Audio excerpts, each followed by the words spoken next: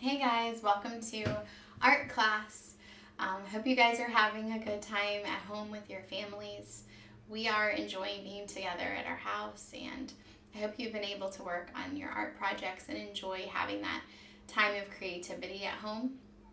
I wanted to thank you all for all the art projects I've received. I got a lot of really pretty Easter banners from you all. I had several pictures sent to me over the Easter weekend of different names of God and beautiful illustrations of them. So I really want to thank you. That really blessed me. And I want to encourage you all to continue to send me your pictures of your work or attach them to your Google Classroom assignments. Make sure to attach your pictures, because if you don't attach your pictures, then I don't get to see your work. So make sure you do that. And if you don't understand how to do that, send me an email, or you can text me at the number that I included on Google Classroom and ask me how you might do that.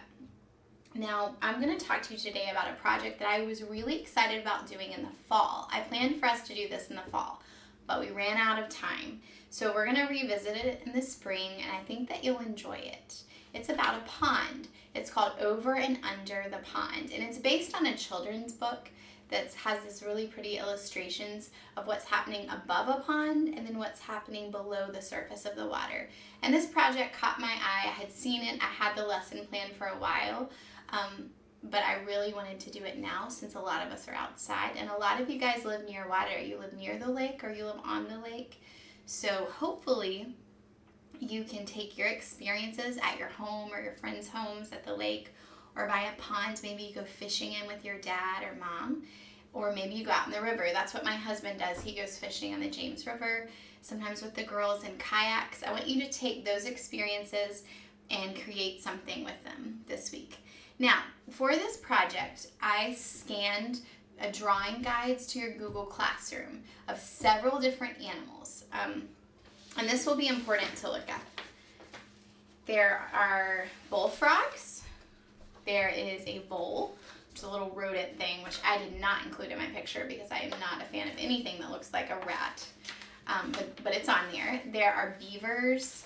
I drew a beaver in mine, and they're all cartoonish animals.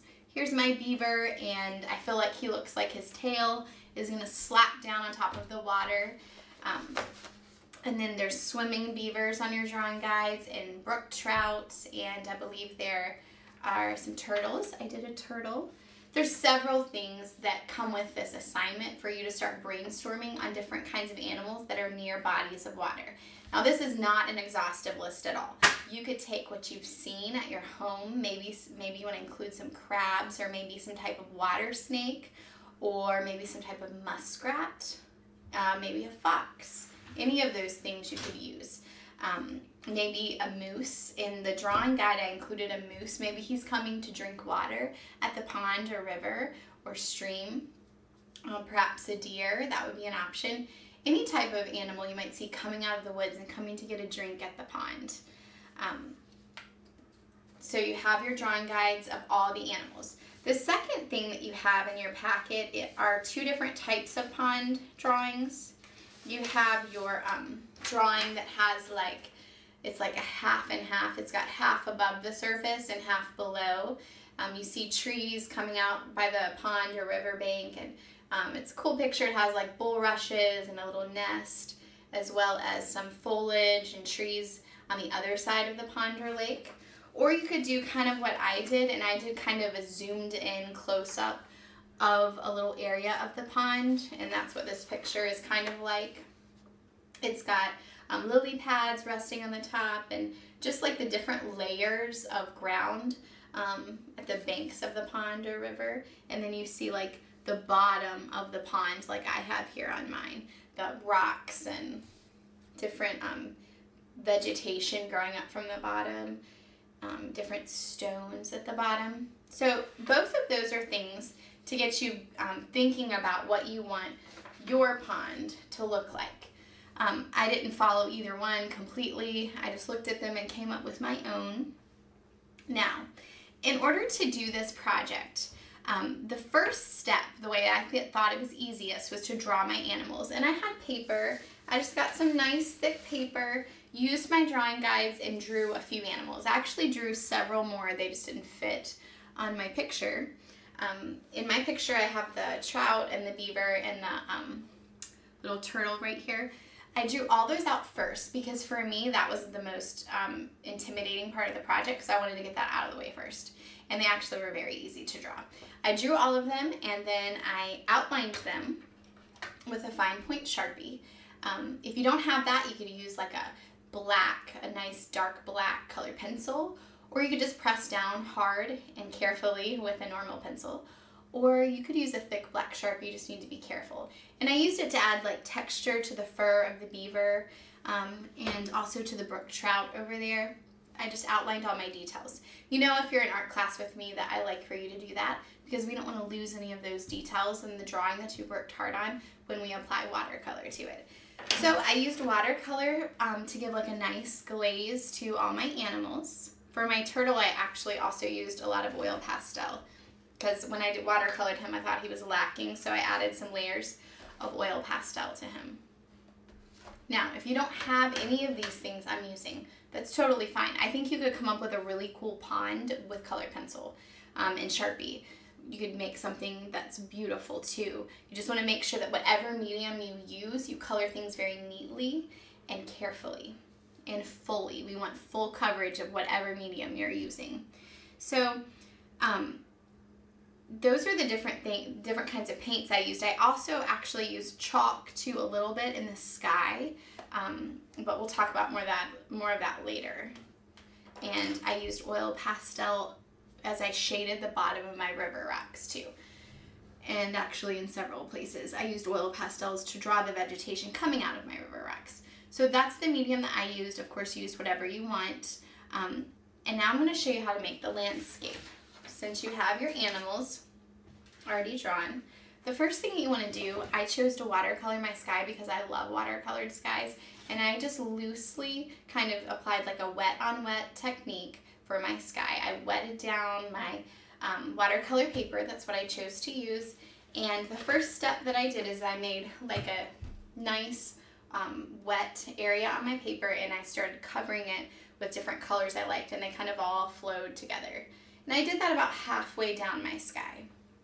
Then, after it was dry, I took lots of different colors of paint, starting with a dark color first, and I layered about halfway down here. Here I did 2/3 of the way up.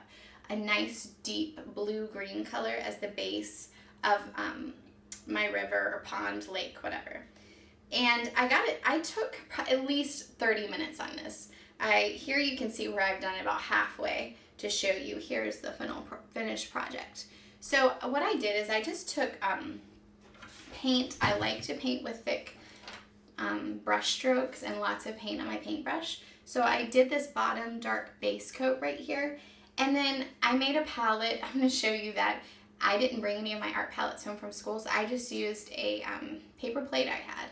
And I started, after I made my dark base, I started layering, just grabbing some paint, making sure it was really thick, and just dabbing it in flat, thick brush strokes, layers of different color on top of the dark layer that I'd already put on the paper.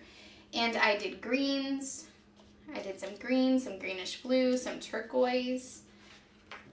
And as you can see here and here, I didn't overly mix them because I wanted my water to look like it was choppy and had lots of movement. Now, here you can see that I've already started that process.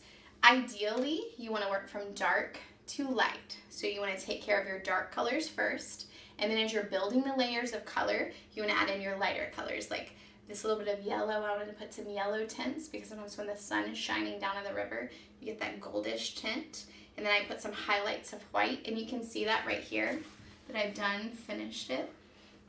That took quite a bit of time. Probably the most time-consuming part of the whole project was building up the layers of color here. Again, if you are using colored pencil, you could do that, especially if you have a type of colored pencil that you can blend well. You could definitely blend different layers of color to make your river. After that, I went ahead and I just drew with an oil pastel. I drew out where I wanted some river rocks, so you can see that I've started this process. This is not done yet. And then after I drew out where I wanted my river rocks, I started just putting in some blocks of like a base dark color for them. So it was like kind of like a dark blue-green, and just put where I wanted my rocks. And I also started by putting my riverbed in with some browns and just laying a base color. And here I've just begun to highlight and layer. I haven't fully done that. Here I finished it. I used golds and yellows to highlight my rocks. You know, sometimes when you step on rocks in the lake or you see them near water and they have almost like a slime over them, that's what I was going here for, just some like moss that's kind of grown over the river rock. And so I created that by taking my paintbrush and dabbing like yellows and golds on top of all my river rocks in little areas that I thought might be highlighted. And then I did the same thing with the riverbed. I built up color with different reds and browns and something that kind of looked like mud that you might find at the bottom of a pond. Now, I decided to put a tree over here at mine, near where my beaver was. I did that with acrylic paint, and then, as you can see, I did that here. I just made a little area where at the pond, there's a little area, grassy area, the bank of the pond that's kind of jutting out into the water, and I put acrylic paint, and then I used oil pastels to highlight the bark of the tree to bring some life to it. So I just used different colors of oil pastels to add some bark. I have yellows and golds that I've used. I've done that over here. And I already here have have taken a paintbrush and kind of wisped up some grasses growing near the bank. I went in this picture, I took an oil pastel and kind of highlighted and added some dimension to those with different colors.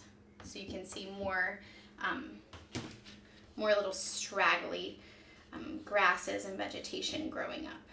And I used quite a bit different colors for it. Now, I thought these were fun. I decided to make my vegetation out of an oil pastel here at the bottom. Just like grasses and different plants that grow at the bottom of the pond, kind of wisping up. So this is a nice green oil pastel. What I did is I kind of drew them coming up from the bottom, and I just put a base coat, base oil, colored it in, and then I decided to highlight it with like limeish greens and yellows. So I just started drawing different ones coming up from the bottom. The same is true with an oil pastel. You want to start with your darkest color first and then add highlights of different colors on top. So I drew all of mine with oil pastel. Now, here's some other options for you. If you want to do kind of like a collage theme, you could take paper like that you've already painted, or maybe you have construction paper, and cut out some vegetation and glue it. So it has more of a collage feel to it as well. That would be pretty. In fact, in my teacher packet, that's what the lady said to do. I just preferred to use oil pastels, so this is what I did.